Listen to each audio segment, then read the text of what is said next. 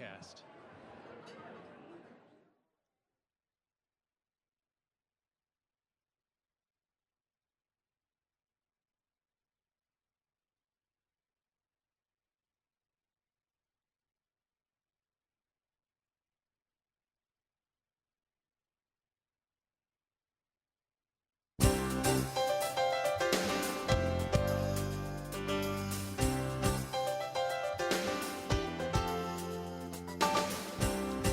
Good afternoon and welcome to the City Club of Portland's Friday Forum. City Club is where civic-minded people come together to make Portland and Oregon a better place for everyone to live, work, and play. I'm Greg McPherson, president of City Club. Members and guests are gathered today at the Sentinel Hotel, along with all of you listening on OPB Radio or watching on Portland Community Media. The generous support of City Club's corporate and media partners enables us to put on the state's best civic programs week after week. Our media partner is Oregon Business Magazine. Our current Friday Forum sponsors are AARP of Oregon, McKinley Irvin, Iberdrola Renewables, Airbnb, and Uber. Please join me in showing our appreciation for all of them.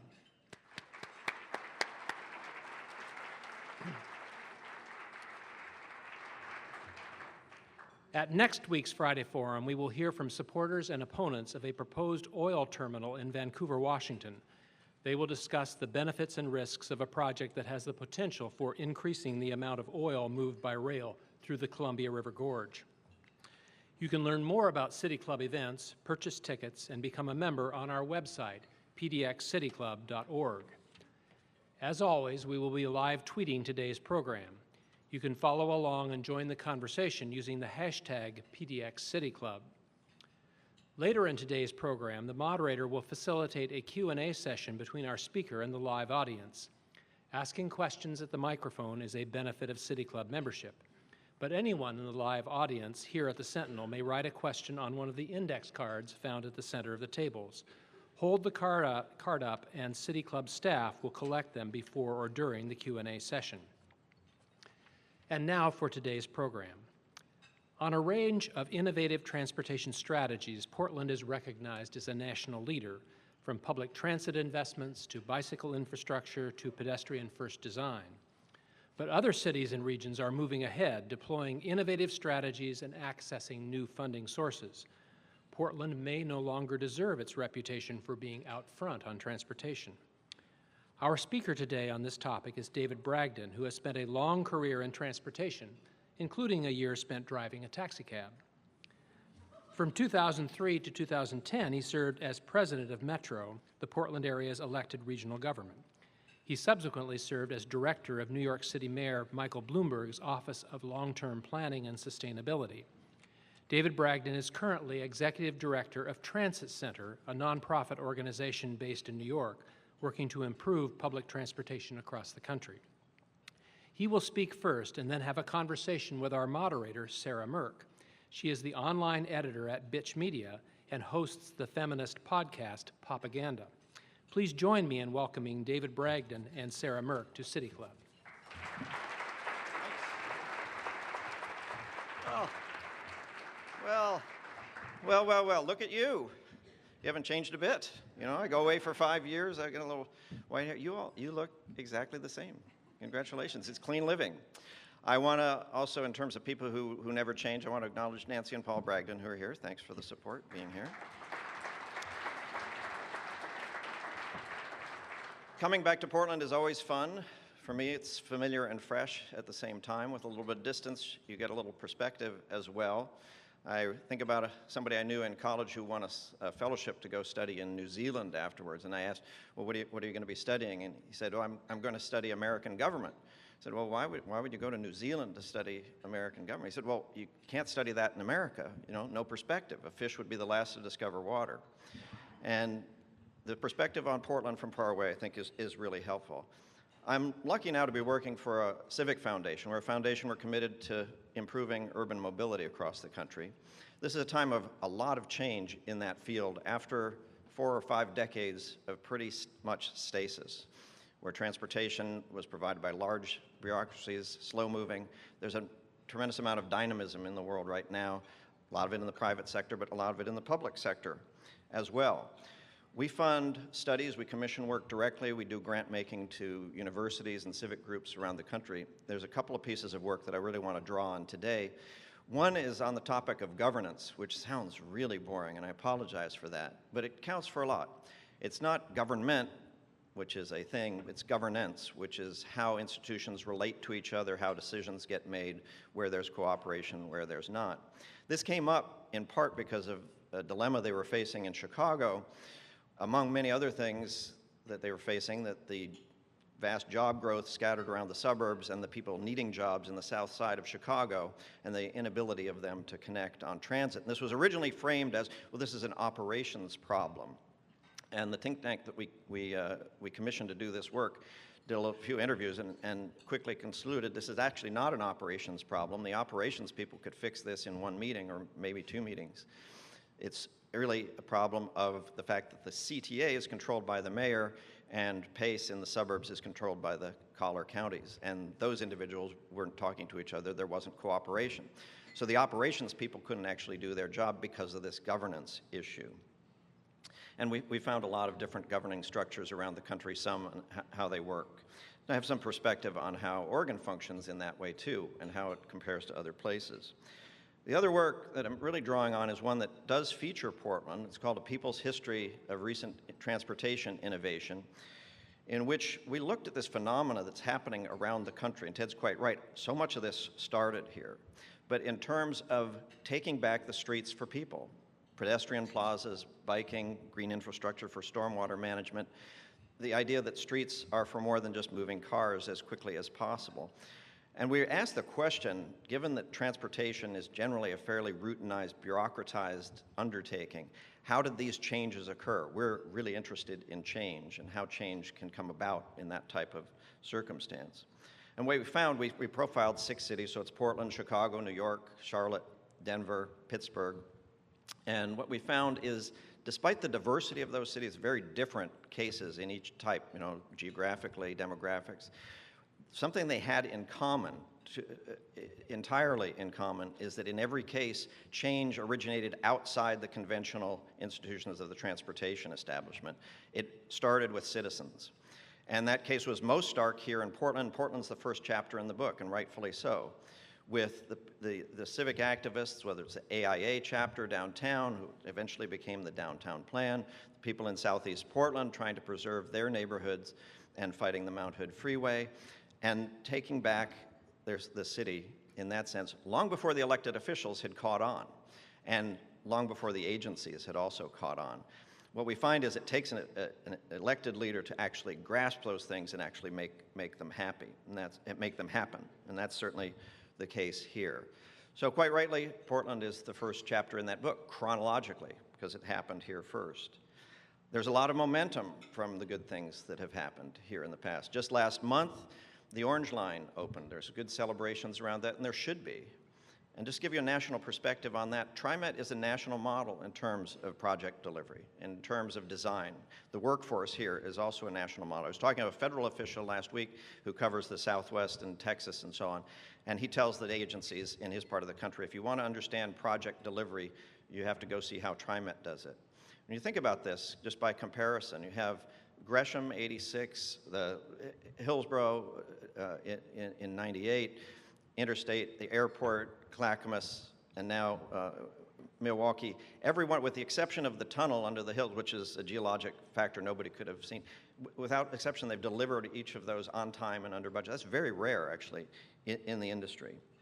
TriMet's also a leader in open data, involving people in the operations in terms of opening their data and fair payment.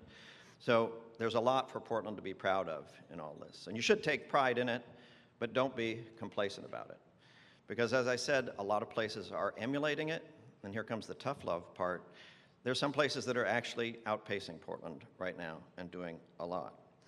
And let me tell you a little bit about those. Denver, Colorado, in the last 10 years has invested $5.5 billion in transit.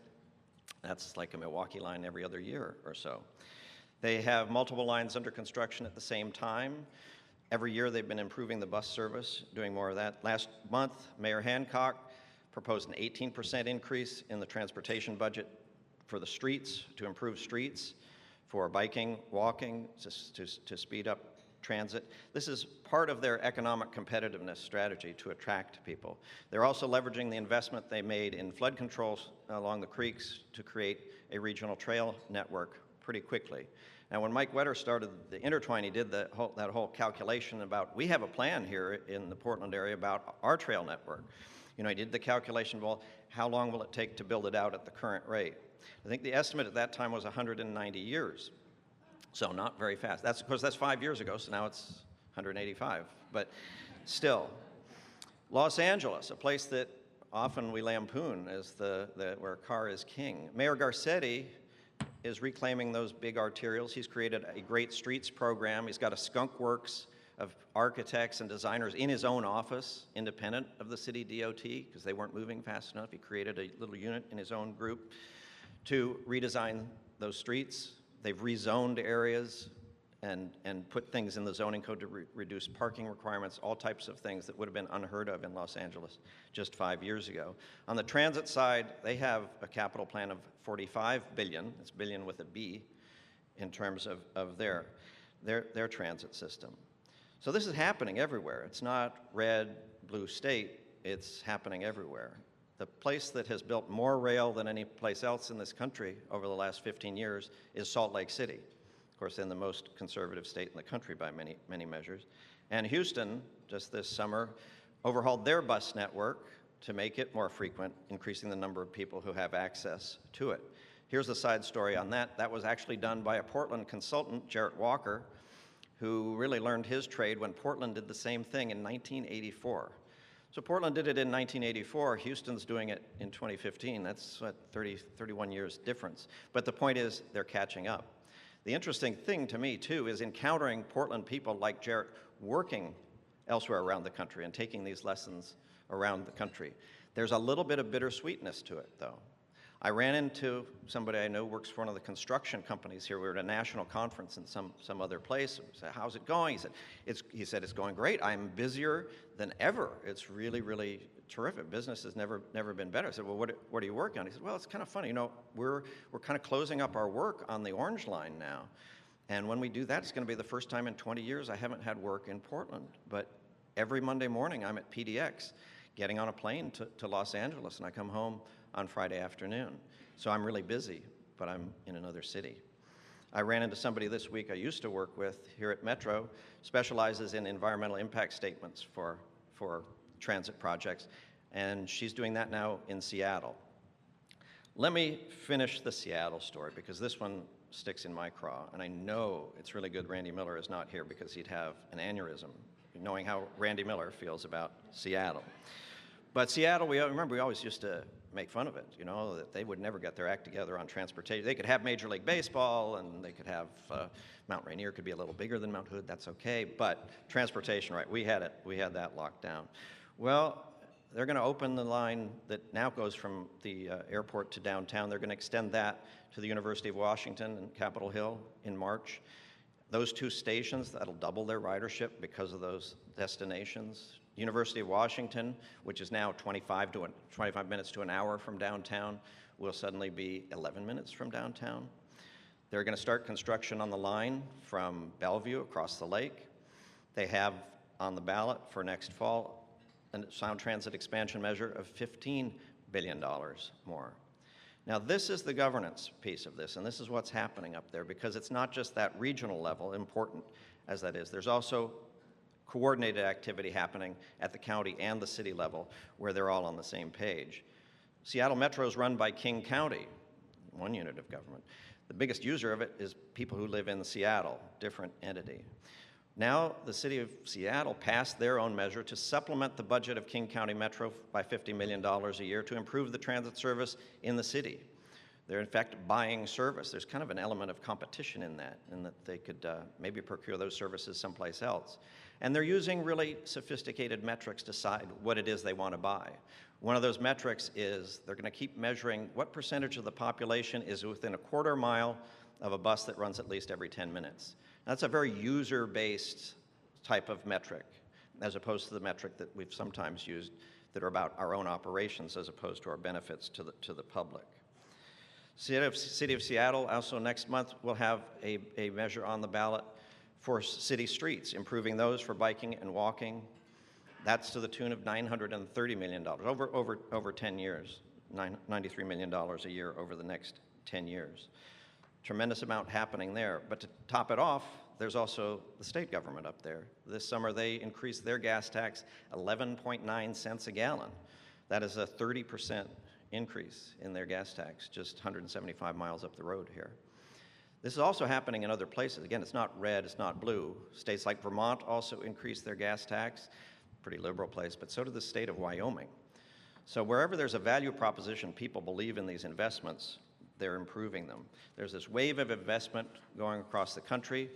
People are figuring out that Dwight Eisenhower is not going to be reincarnated. Even if he were, he wouldn't win the Republican primary. And the federal government is not likely to be the partner that it's been over the last 40 or 50 years, and places are having to figure this out on their own. Now, Portland used to be leading the parade on figuring this stuff and kind of going against the grain and doing things before everybody else. And now, in some senses, and this is, again, the tough love part, take it that way, please, is doing a little bit of watching the parade go by while there's some wheel spinning here. But you have to ask why, and have to ask why in a governance sense. You know, are there systemic reasons for that? Now, in City Hall here, it's been gripped for the last 2 or 3 years about a debate about whether or not there's going to be a street fee to maintain the streets in good condition. Now, think about that in comparison. The people in Seattle, people in Denver, people in Los Angeles, they're actually planning how they're going to improve streets. They're figuring out which one to go first. It's going to be Arapahoe, it's going to be Colfax, it's going to be Crenshaw Boulevard in LA. They're doing that. And the debate here is not about improving, but just, well, can we keep things from getting worse? And even that's an open question. Now, I know there's a lot of optics around that and reasons for it, and we can get into that, but it's a sad thing. Now, in Salem, while up the road in Olympia, they were raising the gas tax by 30%, the legislature here chose not to do that, chose not to fund transportation. And again, there are a lot of reasons. I'm 3,000 miles away. I can't speak to exactly why that is. But certainly, it didn't help that at the last minute it came out that the state transportation department had been promoting figures about greenhouse gas emissions that were wildly exaggerated, had no credibility at all. Now, it's polite, it's Oregon, so everybody's polite, it's chalked up, well, it's a mistake. Everybody does make mistakes, and that's certainly understandable. But you have to ask, when mistakes become chronic, when inaccuracy in forecasts become chronic, is there some systemic reason for that? Is there some institutional reason that needs to be fixed? It's probably not just a matter of lack of facility with mathematics if these forecasts are continually off. Now, that was the same agency who in 2010, a blue ribbon committee of the experts from around the country said the finance plan for the Columbia River crossing was implausible, and a series of other data errors around that project. Again, if it becomes a pattern of inaccuracy, you really need to look behind. It's not simply accidents that are happening. Now, I know these things are in the background, and history's history, certainly in terms of people remember there have been recent city audits that in some senses the city hasn't been perfect with money in terms of the parking meter situation and the findings that in the past money had been promised for maintenance. You know, those are holes that we need to dig out of politically as well as the literal ones. So this is all part of the backdrop, I think, as the continuing sense that there's a crisis in transportation. Well, the last time that was said, and this is probably also some of the history of it in Salem, last increases to the state gas tax, 2001, 04, 2009, prompted actually a huge run-up in debt, such that ODOT's debt service in terms of the state highway fund is now 35% of it is going to debt service to bondholders rather than to project. That's 35% today. It was 2% in 2001. And if you think about what that means in a management sense or in the sense of just accounting, or it means that when more revenue was provided, the agency became less likely to live within its means. So there's a little bit of perversity there, and makes you wonder, well, do we want more money to go there when it just seems to be they're not living within our means? It means the request of the legislature or the voters are, I know you gave me a nice allowance last time, and now I used it to run up a big credit card bill, and I didn't take care of stuff, and now I'd like more money. It's not a very persuasive case to most parents of teenagers, and it's not very persuasive to voters. But again, this question of performance, is it a persistent thing? Is it something structural? I think it is. I think there are structural things that you could fix that would solve many of these things.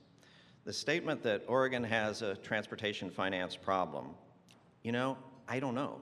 I don't know how anybody would know. The agencies are so opaque, it's hard to know whether there's truly a finance crisis here or a transportation finance problem. What there definitely is a transportation governance and management problem. And that's the thing that needs to be fixed first. Unless that gets fixed first, the crisis will persist.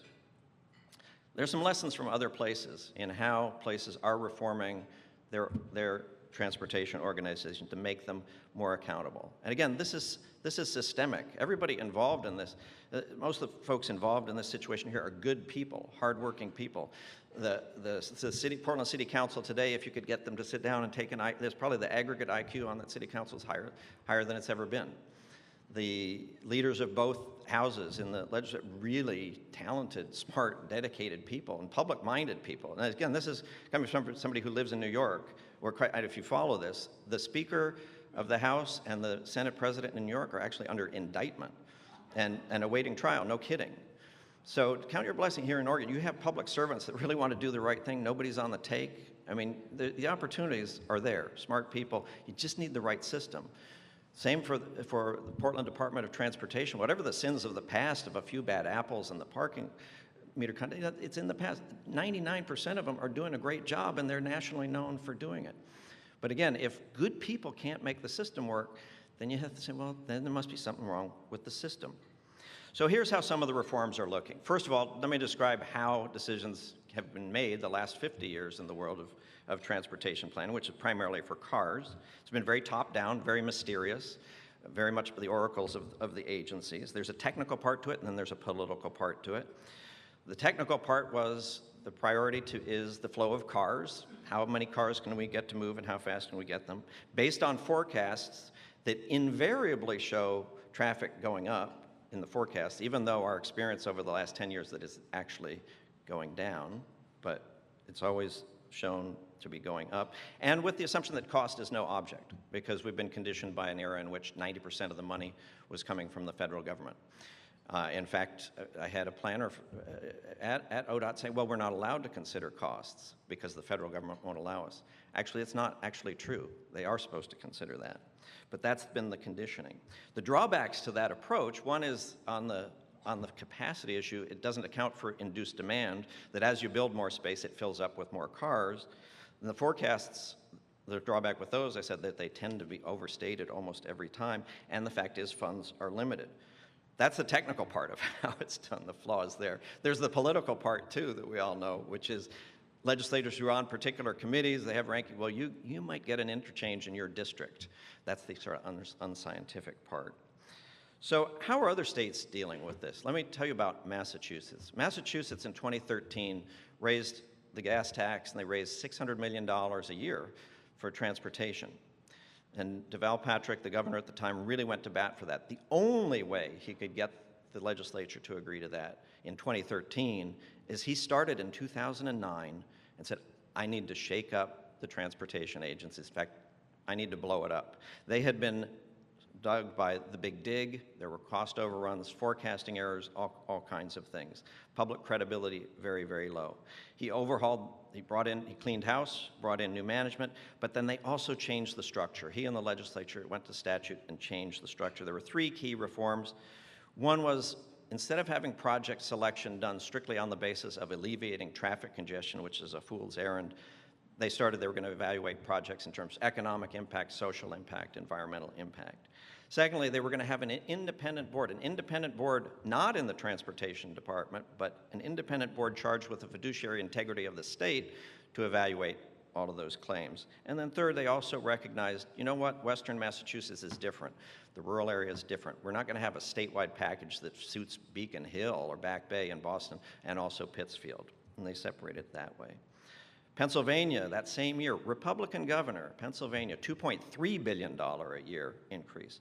Really significant thing here in terms of governance. Again, transit in the state of Pennsylvania is a local concern, just like it is in Oregon.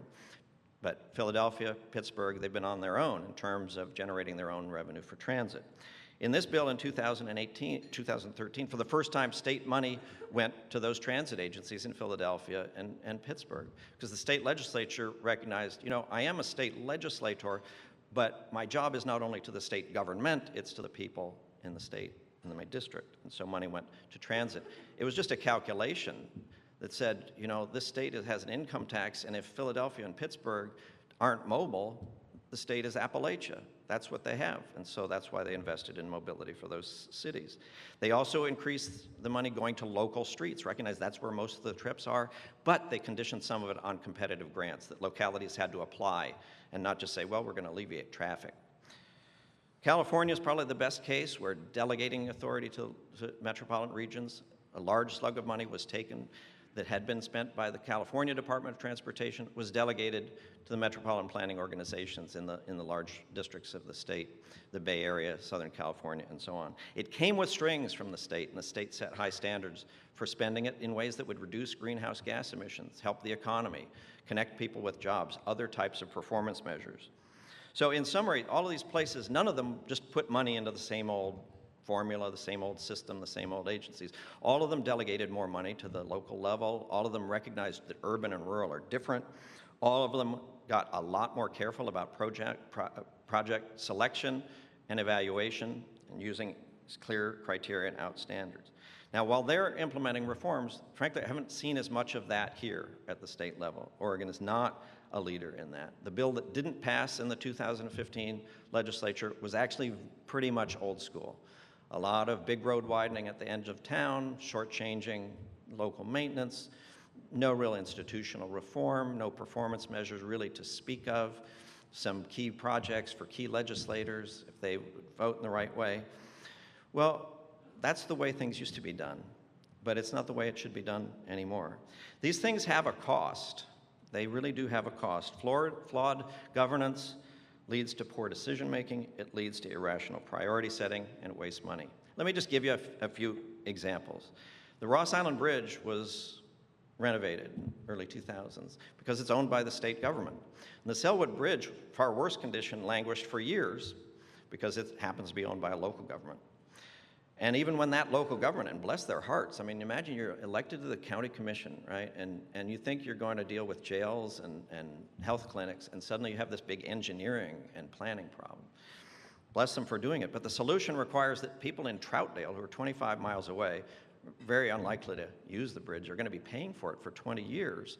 People in Milwaukee and Lake Oswego who use it every day won't pay at all. So there's these inequities in the system. There's also this inability for people to know who's responsible for what. There's a growing tendency toward more accountability in these systems to build. The pinnacle of that is probably Transport for London, where they've created an agency in 2000 that manages the transit as well as 9,200 miles of arterials, as well as the bike share, as well as the car share, the bus lines, some of which they're competitively contracting out. They've got contactless payment. They're doing all these competitive things, and they've had tremendous real estate growth as a result of transit investments, places like King's Cross. So if you have a bad experience on the tube, you know who's responsible. It's Transport for London, it's the mayor. If you have a bad experience with the taxi, that's who you complain to Transport for London. It's the mayor's responsibility. If you don't like it, don't vote for him next time. And if the bus is late, that's his fault too. If you come across a pothole, no question who's responsible for that. It's Transport for London. It's the mayor. People know who they call. Now imagine this pothole here, where if I'm driving across the bridge, so I guess it's the county who, like I say, they're busy running the jails. Now, it's probably the mayor, though, because I remember he ran a campaign about potholes.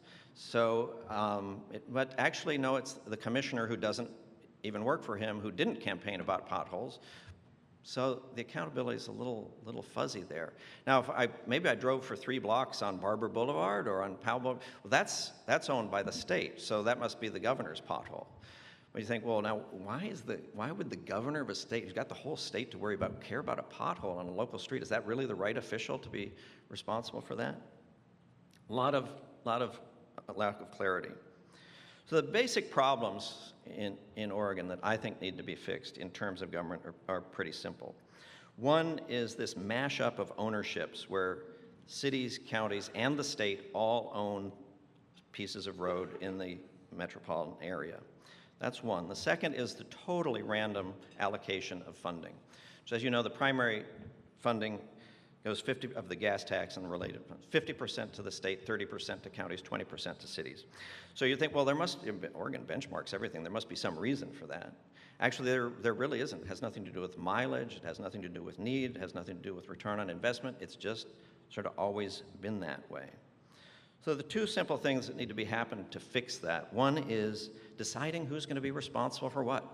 And secondly, then just holding them responsible to do it and award the funding accordingly. It sounds simple, I know. I know organizational change is really, really hard. Reorganizing the solid waste department at Metro was like rewriting the Treaty of Ghent or something. So reorganizing transportation, it's not to be taken lightly. Ask Governor Patrick in Massachusetts. It's not easy. So on deciding who's going to do what, there's some basic principles. Jarrett Walker, the transit consultant, it's never going to be a seamless system, but you can figure out where the seams are, where they make sense. And we do that in other systems that are multi-layered. The insanity of Oregon's transportation governance system can be illustrated by an opposite but very similar. Oregon's criminal justice system, pretty complex topic, but it's crystal clear who does what. The state sets statutes. Murder in Baker City, murder in Bedford, murder in Portland, it's all the same. There's a certain standard. And if you have a sentence of more than a year, you're going into state penitentiary.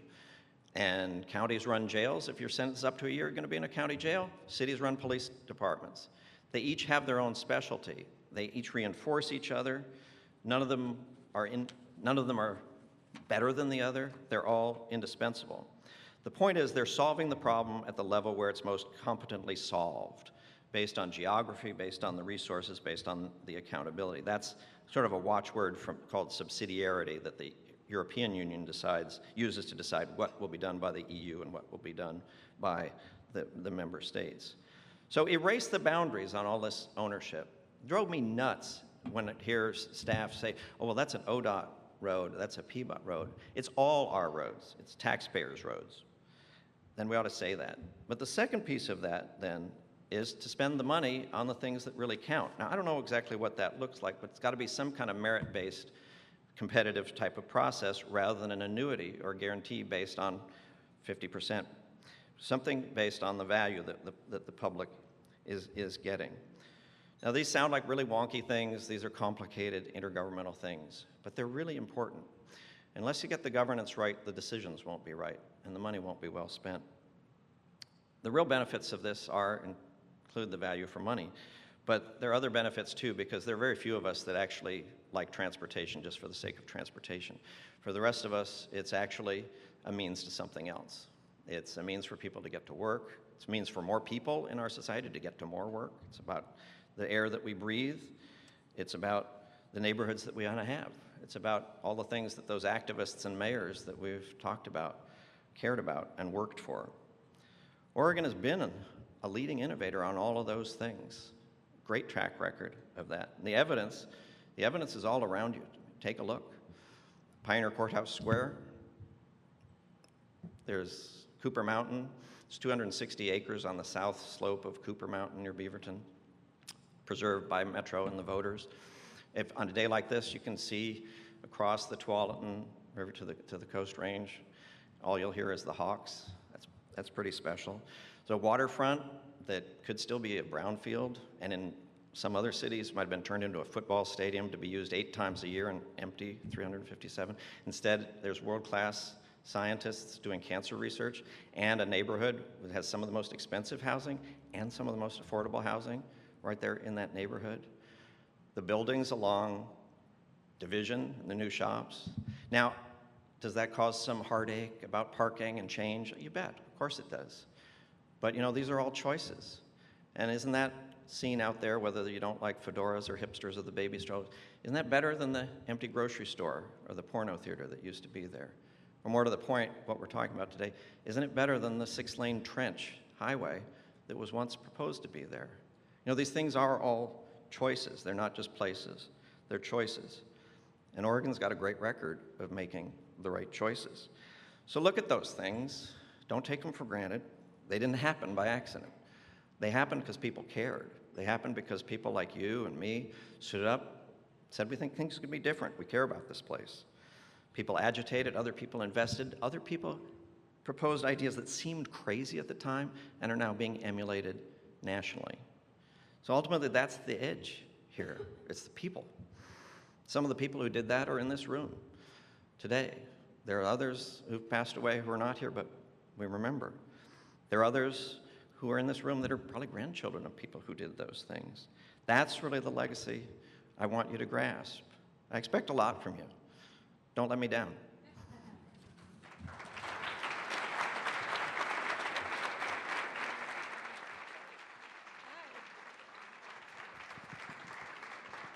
If you're just tuning in on OPB, I'm Sarah Mirk. I'm here with David Bragdon. We're at the City Club Friday Forum, and we're talking about transportation. Hi, David. It's good to have you back in Portland. Good to be here. I want to talk about the human impact of transportation spending. And you talked about how other cities are taking the streets back for people versus Oregon's totally random allocation of money on transportation spending. That's what you said. So I'm wondering, how should we change the way that we value transportation projects? How should we change the way that we decide what transportation projects are worth spending money on so that we prioritize those projects that people actually want and need now versus what people decided we needed 50 years ago, which were mostly car-centric freeway projects? Well, there's a lot of discipline going into this now, and there's no right answer to it. In fact, we're funding some research that a couple of organizations are really looking at. How do you make decisions based on the performance and the life cycle asset, the life cycle of the asset? And I think the important part is expanding the criteria that you're using. You no longer, the sole measure is not how many cars you can move, which literally that was the measure. It's called level of service, volume over capacity, V over C. And adopting other measures in terms of economic impact with freight mobility, the environmental impacts. I think California is probably in the lead of figuring that out. It definitely is more subjective, but it's the right types of value judgments that policymakers ought to be making as opposed to horse trading or just sort of letting a formula run on decade after decade. So instead of determining the value of a transportation project based on expanding car capacity, looking at other things like the environmental impact. Yeah. Right. And they've been doing that in the Bay Area. It actually really changed the list of, including transit projects. Tell you the truth. I mean, because not all transit projects, I think if we'd had that, that's this same type of discipline. It's not all about, ending road projects. It's about getting better road projects, but also better transit projects. And how do you think that would change life for the average Oregonian? How does it change a city or state to invest more heavily in public transit, biking and walking than the old freeway models? Well, I think the economic change is happening in the country and what's happening with household budgets. That for most people, transportation is the second biggest part of their household budget. And if you are devoting a large share of that to automobile ownership, just sheer ownership, first of all, it's owning an asset that depreciates the minute you buy it, and then you're paying to insure it, and a lot of people you're having it sit 22, 23 hours a day. That can be a pretty big hit. And some of this has been quantified by the Center for Neighborhood Technology in Chicago, that if you're not burdened with car ownership, you have more disposable income for other things. So certainly that's an economic benefit. I think the ability to have the freedom to move around and get to more potential employers, that's an economic benefit. The ability of people who, for reasons of age, young or old, don't drive or shouldn't be driving, the ability for them to have freedom of movement around a city and really explore the city, and for parents of those young people to not be sentenced to life as a chauffeur for their children's childhood. I think there are a number of benefits, and that's all quantified by the fact that the real estate market across the country, including in Portland, is saying people want the types of neighborhoods that are walkable and have transit. So there's clearly a market for it, but this is like a lot of other things where the people and the market is way ahead of the policymaker, particularly at the federal level, in the sense that transit ridership is up, the demand for new projects is up, and Congress is cutting those funds. So the experience on the ground, the demographic changes, and we documented some of this in public opinion research, it's really moving that way. Well, so it sounds like those economic benefits that you just mentioned that are all super important for the average person aren't always factored into our transportation planning or our understanding of the economic impact of transportation projects. Yeah. Right, so, they haven't been, but they are increasingly in some places. So as somebody who used to live here in Portland, you grew up here and then you now live in New York, and also sort of grew up there. When you lived here, did you have to own a car, and do you have to own a car now in New York?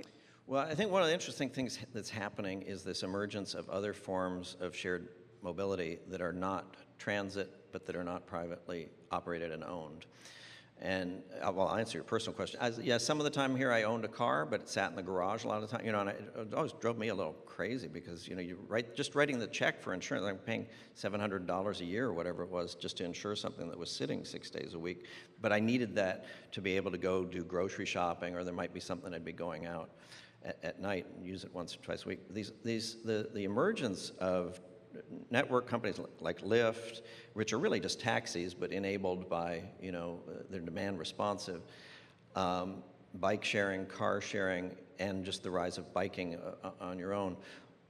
I think the net effect of a lot of those things is it enables one to live a life free of car ownership. I was one, and I think there are many people who own a car but only for certain types of trips, because there was no other way to accomplish those trips, like going to the grocery store once a week or something.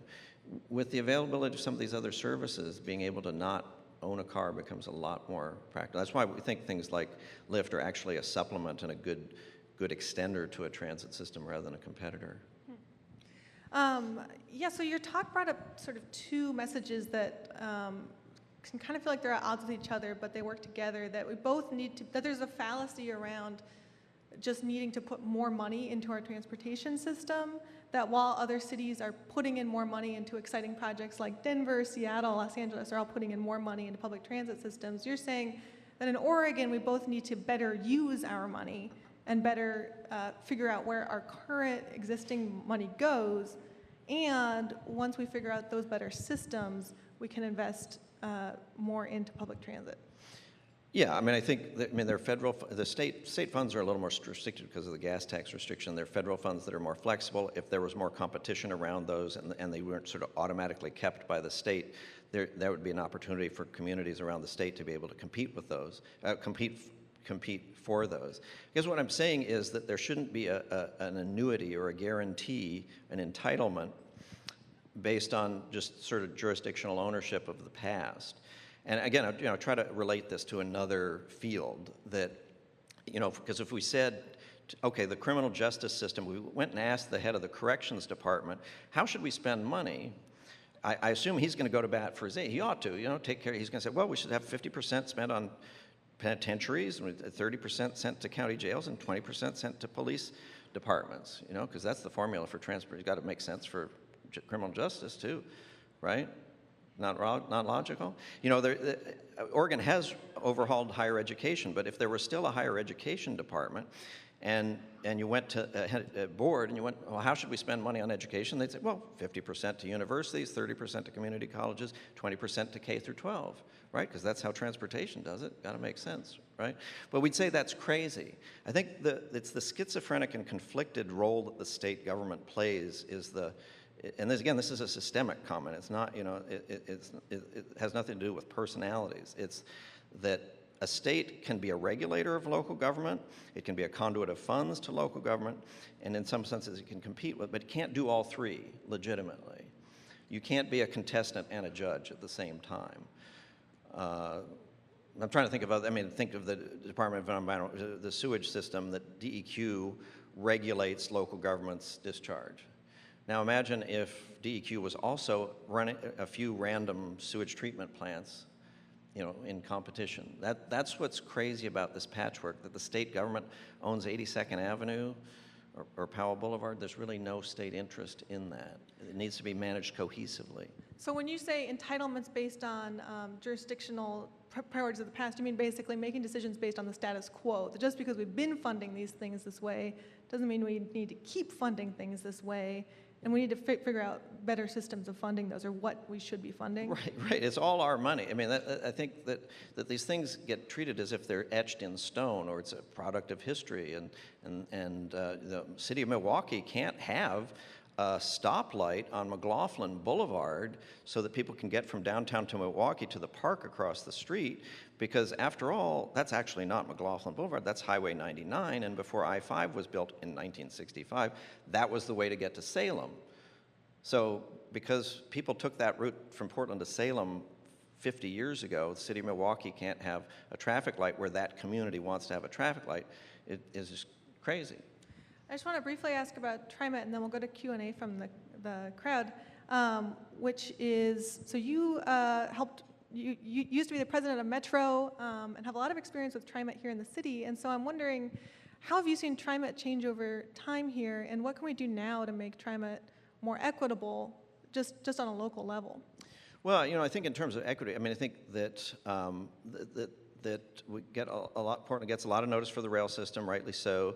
But in many cities, including London, London has twice as many bus passengers as tube passengers, and the importance of the bus system shouldn't be understated. There are ways to speed up buses. We're doing some work on that around the country, some emphasis on that. You mentioned equity too, and I think having that as a way of making capital investment decisions would actually have changed some decisions in the past. The Wilsonville to Beaverton commuter rail, $160 million, carries 1,500 people a day, most of them, higher than average income relative to the transit riding population. Division Street Fessenden bus, 18,000 people a day.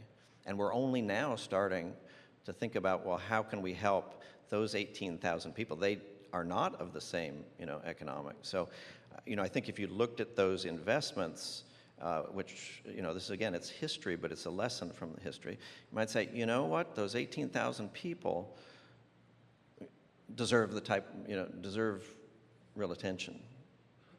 If you're just tuning in OPB, I'm Sarah Mirk. I'm here with David Bragdon at City Club's Friday Forum. We're talking about transportation, and we're going to take a question from the crowd. Here's your special reminder. Hang on.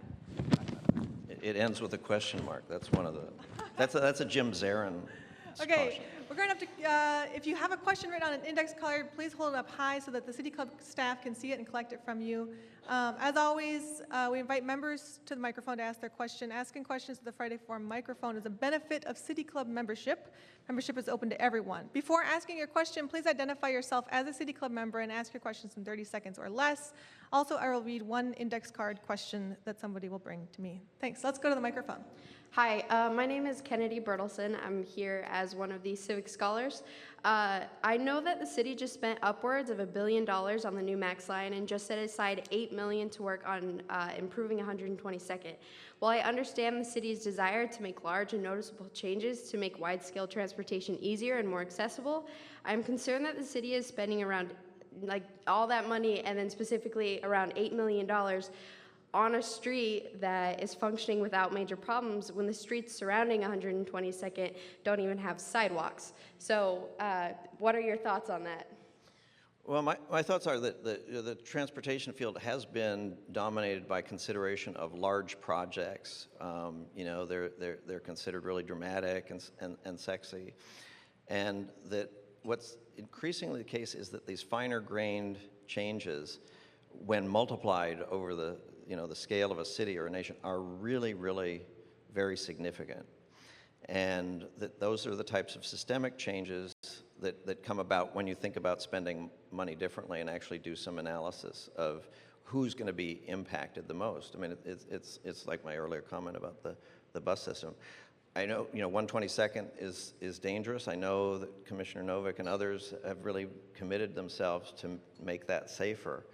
I can't speak to the exact trade-off of that street relative to the others that you mentioned, but I know there's a lot that needs to be done there. Wait, you mentioned finer grain changes. Can you explain what that means? Well, I mean, for example, saying, well, we're going to do more with crosswalks, but we're going to do them all over the place. And I think that a small intervention repeated over and over systemically across the landscape can be very significant. So investing a little bit of money in things, in small projects like a few crosswalks, a few sidewalks versus big, sexy projects. Yeah, and not confusing jurisdictional size with importance. You know, and there's another fallacy going around in the world of about what's of statewide significance, right? And so there's an assumption that has to do with length or size, and that you know, Bend to Vale, you know, across Eastern Oregon, that's of statewide significance because it's very long. In terms of actual demand and number of people, I'm not saying this to slight the need for there to be a good highway there. I'm just saying that alone may not be as economically significant as 18,000 people who each ride the bus 2 miles along Division Street, because the 18,000 people, even though they're only going 2 miles, that's an enormous impact in terms of demand on the system and greenhouse gas conservation and those sorts of things. So I think taking this more systemic view and saying, well, even though bus service seems really prosaic and local, collectively it has a huge impact. Cool, let's take another question. I am a City Code member, Jim Zarin. David, I want you to respond quick to 2 questions. First one is, I want to know how you'd react if we had the legislature pass a bond and endow it for the David Bragdon Transportation Czar of Oregon. Would you accept? No, I've got a great job right now, but if they want to do a travel fund so that I could come here more often, I would definitely go for that. How much? There's no conflict of interest. How much would it take, David? Yeah. Second question is, you gave us about 5 or 10 seconds on the Columbia Crossing, but I wanted to ask you to comment on that. I mean, you've been gone 5 years. I think during that time, that whole issue kind of arose and was decided, at least temporarily decided, we think. But using all the examples that you've used and the perspective that you've got, and you have been around the block, so to speak, we were going to spend, what, $3 to $4 billion, 90% of which was going to be federally funded. It was going to be this huge project, sexy, as you say, tremendous number of jobs in the midst of a depression, almost, and we couldn't do it. What does that say about our system and our governance? It is exactly a governance issue. It's interesting. I wondered if that would come up because everybody's so polite, and it's such a huge issue, and I think ignoring it is to, you know, risk repeating similar mistakes. And when you have $200 million spent and a failure of that magnitude, it really does behoove us to actually look at what happened. Now, there were certainly a lot of engineering mistakes, a lot of forecasting mistakes, a lot of, you know, permitting mistakes with the coast. I mean, the list goes on, and all of those are on ODOT. You know, ODOT, the director puffed himself up and said, "This is ours. This is ours. This is ours. We're in charge." You know, and then everything falls apart, and suddenly it's everybody else's responsibility. So, the current spin on it, and there was so much spin about this that again, some real serious analysis ought to be done, because the current spin is a bunch of 3 or 4 right-wingers in the Washington legislature killed this thing that otherwise was nirvana and beautiful. Well, you know Dexter Fowler on the Cubs the other night, right? So he struck out to make the last out. It was the last that ended the Cubs season. So to say 3 right-wingers in Olympia killed the Columbia River Crossing, like saying Dexter Fowler destroyed the Cubs season, right? There were 26 outs before that, and there were 162 games before that. The Columbia River Crossing died because of a series of errors and inaccuracies and half-truths at best at the highest levels in Salem. I mean, that's the story of it. It was a zombie. Say the Washington legislature had done something. Fact is, this is also part of the spin.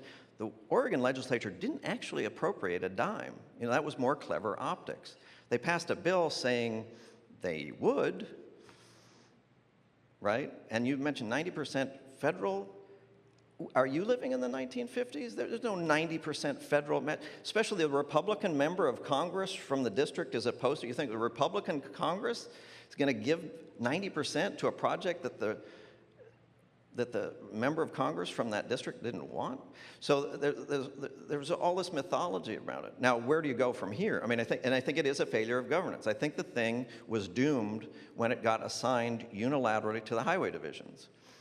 When you took an urban, complex, multimodal project and give it to agencies that are not urban, not locally accountable, unimodal, they've built overpasses here and there, but and again, that expertise does exist in the region. I think that's the solution. Between TriMet, which has delivered projects in terms of community relations, I mean, they worked with downtown Gresham, Hillsborough, Milwaukee. They dealt with difficult communities, but they did it in an inclusive way that ODOT and WashDOT it's just not in their DNA. Partly because they're more distant. They're not accountable to us. So I think, if you had a working group of the transit agencies, the cities, there was actually a really good working relationship among the local officials. And if you could leverage that, maybe the two port authorities, again, the Port of Portland, I mean, my God, more than 100 years of really good project delivery. Anybody who knows about freight mobility, they know it. In terms of engineering projects that are delivered, in terms of dealing with the core, they wouldn't have neglected to talk to the Coast Guard about building a bridge across the second longest navigable waterway in the United States. Like, oh, we forgot to talk to the, So there is a lot of competence in this region. That competence was not put in play on that project, and instead it was done in this top-down, command and control from Salem and Olympia, and that is what doomed it. Follow up on that, another sort of baseball question. What if despite all that, despite the fact that there are all these other outs, the last guy, I don't remember what the situation was, but what if it had been a grand slam and they'd have won? Meaning, what if despite all that we'd have built the damn thing? And when it's all built and we spent all that money, it turned out, like so many people pointed out, that we may have done a lot about the bridge and immediately around the bridge, but gee, there's this problem down by the Rose Garden, or what's it called now, Moda Center, that we wouldn't have done anything about it. Do you have a comment about how that might have turned out? That's one of many technical flaws that they continually stonewalled, and either through incompetence or dishonesty at the highest levels of ODOT, just refused to acknowledge. So you say, well, what if the right-wingers in the legislature in Olympia had let it happen? And the spin, oh, well, now it would be under construction. Well, the finance plan did not add up. The EIS had holes in it. I mean, where you'd be right now is probably in federal court, actually. I'm not, seriously. And again, like TriMet's never had a successful appeal, against them.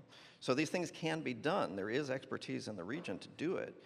I think where you'd actually be right now is ODOT and WashDOT would be back at their legislatures saying, oh, you know what, we miscalculated.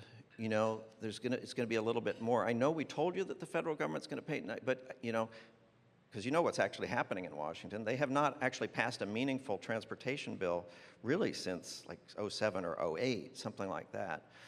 So, I think if for some reason it continued lurching on, so, it would not be under construction today. It just wasn't, it didn't add up. We have only 2 more minutes left, and it's only fair to read a question from the card, so this is going to be the last question. The subject of higher speed rail seems to have fallen off the radar screen. Should it ever come back?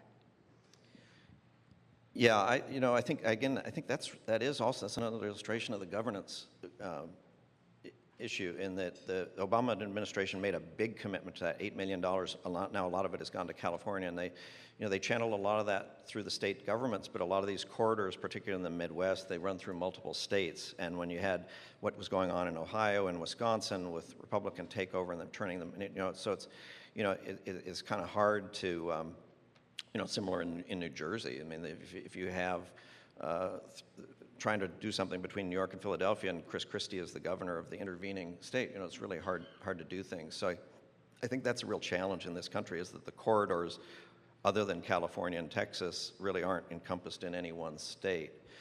I think incrementally is the way to go. I think that the other mistake I think the administration made is kind of shooting for the moon and saying, we need to go 125, 160 miles an hour or something. I think more reliability, but at more moderate speeds, but having the reliability, I think really can work, and that's been shown to work. And the Cascades is is testimony to that. And Washington State was actually very successful in that. They got about $800 million.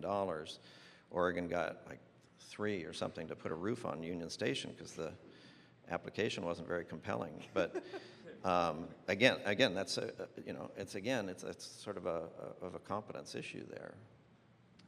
We've run out of broadcast time for further questions, and we'll have to stop for the day.